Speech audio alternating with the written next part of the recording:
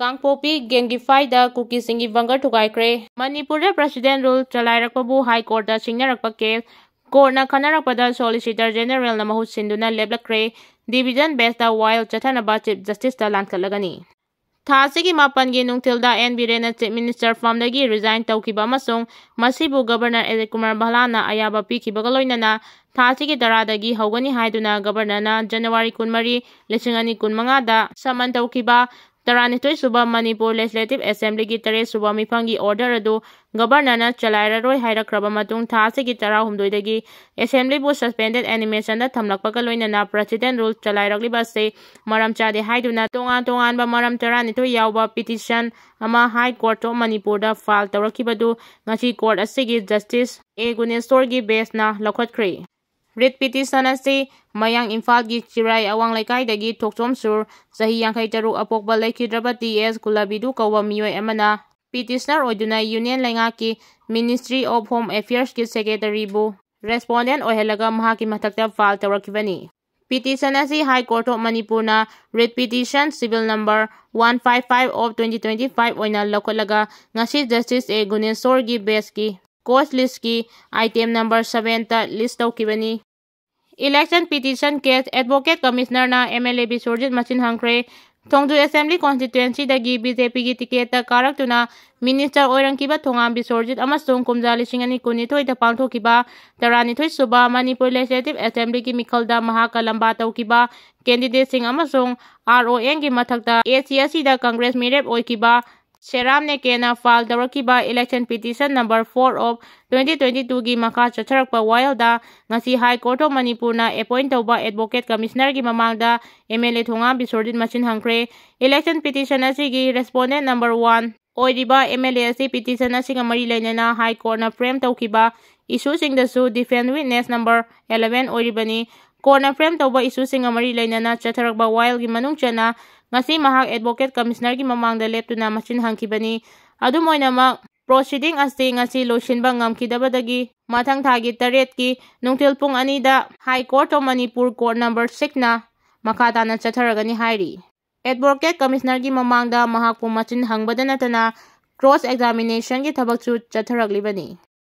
BJP gi double engine lengakna Manipur da dictatorship chalairaga leiri Okram Ibobi Center da lengak pairiba masung state asida hana lengak pairamba BJP gi double engine lengakna constitution gi kanglon sing thugaiduna dictatorship oina chalairaga leiri BJP gi makhutagi constitution kalhaudrabadi miyangi tunglamchat awaba kaya mayok narakani haina hana gi chief minister amasung Congress legislature party gi luchingba Okram Ibobi na phongdokre Lilong Block Congress Committee na sinduna Lilong Hauraibida pangthokiba Sangbidan Basau Rashtriya Padayatri Thauramda wangangladuna o Ibobina hai India si malemgi democracy chatpa leibak singi manungda khwaidagi chawbani haina claim tawjarabasu ngasidi democracy gi maraibagase Tambangamdaba phibam amada lagli BJP gi luchingba kayana Constitution Drafting Committee gi chairman oina achawa thodang lauramba Dr. B.R. Ambedkar amasung Father of Nation Mahatma Gandhi pu karem kathaina duna ngangsakle leibak asida Layoi kraba saknairaba kayana semduna ngaklaga thamlangkiba constitution bu BJP gi lengakna leptana thugaibagi tabak chathare constitution da karigumba asoiba leire haiba taraba su parliament da puthoklaga asoiba sing adu semdokpa yabagi ayaba leiribani adubu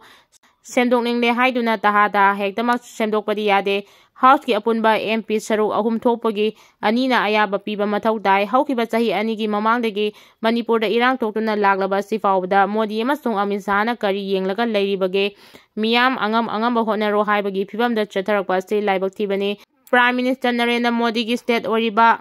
Gujarat ki Godhra da thokpa Kangluk ki irang da miyoi lising ama hena sikhrabaso irang adu numit humni da lakchin ki Manipur da na chahi ani fajik laglaba irang asibu Thadok-tuna thamliba ase miyam hana-hanabra hangki. Underground organization anigi Cader amamam Phare Manipur Police ki control room dagi ngasi numidang thorakiba chirol aman haibada ngarang police na kanglai yawan kanlu KYKL gi Cader ama ngasi Singjamai Police Station gi jurisdiction manung chaliba Imphal International Airport dagi Phare hairi Sherol china haibada Pharaba Cader adugi maming Samdet Sabam Ramananda Sahi Kulhumdoi kawi hairi amaromda ngasi police na People's Revolutionary Party of Kanglai Pak Pripak Pro gi Cader amasu Phare hairi Pharaba miyoi duki maming Sapam James Bond Elite nganba Sahi Kunmanga kawi hairi Mahak Singdamai Police Station gi manung chana Singdamai Makha Kakwa Asem Laikai MS Ken Automobile Branch Manaktagi Fabani Hairi Mongondagi mobile handset ani sel oina lupa chanipan amasung car ama recover tawri hairi. Amaromda ngarang security force na area domination tawraba matungda chathakiba operation da Imphal East District ki Kyangwai Muslim Awang Laikai Kyangwai Thonggi Nongpak Thangba Thongjau Manaktagi single rebel ama .303 rifle ki marutara tear gas cell ahom .32 romgi kapayariba marutara mathoi recover tawri hairi. Kakching Khaktada Nongmai Kuntrama Panyauna Khulai Kya Pikhatkhre Monjangda BJ Vibe ani Phare Khutlai Pikhatkhre Thakiba Matam ngasi loire ahenba Khulai chahum hena Pikhatkhani thajanari. Manipurda tangdu laitaba hanjilangnabagi pandamda Governor Kumar Bhalana order thoktuna state asida miyamna painariba lona yadaba madi lakiba Khulai pumnamak numidare nigi manungda Pikhatkhadabani haina khangankiba adugi matam hayeng February 28 asida loire Aroiba numit asida lona yadaba Khulai chahumgi mathakda Pikhatkhpa yai haina thajanari. Ngasigi oina Kakching District Khaktada Nongmai Kuntrama Panyauna Makhal Makha Kayagi Khulai Ching District Police da Sinarakpadagi District asigi MP na Paumi Singi Mamangda Putoktuna Utkre Sherak Sida Tengnopal District ki More Police Station ki manung chana laiba S Monjang Village da ngarang security force na thiba humagi thabak chathabada Pompi oina sizinabani chingnaba GI Payap ani fagatpa ngamkre haina police tagi phangba pauna hairi. Governor Kumar Bhalana order thoktuna Khulai Pikhatkhre khangankiba matungdagi state asigi sing amadi tangi mafam kayada numit khudingi Khulai Pikhatkhre leptre ngarang Khaktada Thoubal Imphal East Bisnupur Churchanpur Imphal West Jiribam amadi Kangpokpi district dagi Khusukulai marfu taret Pikhatkhre lepkhrabani loinana Governor na thakiba matamgi aroiba numit hayengsu Khulai chahumgi mathakta Pikhatkhani haina thajaba yaba mafamdagi phangba pauchingna hairi. Lanjenari pasingna makoibu yumda hanjilhanbiyu haina wakat mifam chathakre lengak lon soibadagi khulngakpa thorakpani faba yaroi.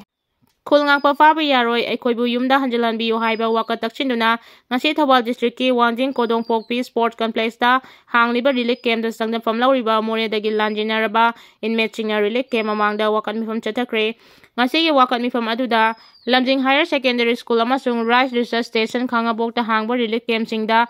Laiba inmate singsu saruyaki Committee on Protection Somitay Victimers Morena tangkak naina sangsilakpa wakat mifamgi manung chana ngasi Wangjing Kodongpokpi Sport Complex ki IDP singna wakat mifam adu sembani. Asigumba wakat mifam amasung ngarang akampat relief camp ta pangthokibani wakat mifam adu da saruyakiba committee ki convener Thangjam Buddha Maitai na haikibada haukiba lisingani kulhumdwagi May 3 Kuki narco terrorist singna Mitegi matakta lan haurakpadagi lanjenaraktuna wana khangduna lairibasing athubada masa masagi yumda hanjilhanbiyu loinana Kuki singna mitai kaya tamthina leptana hatpatubagi thabak kaya tawrakpadagi isagi khulngakchanaba thorakliba isa inaw singbu security force na faba punba tawbiganu haiki.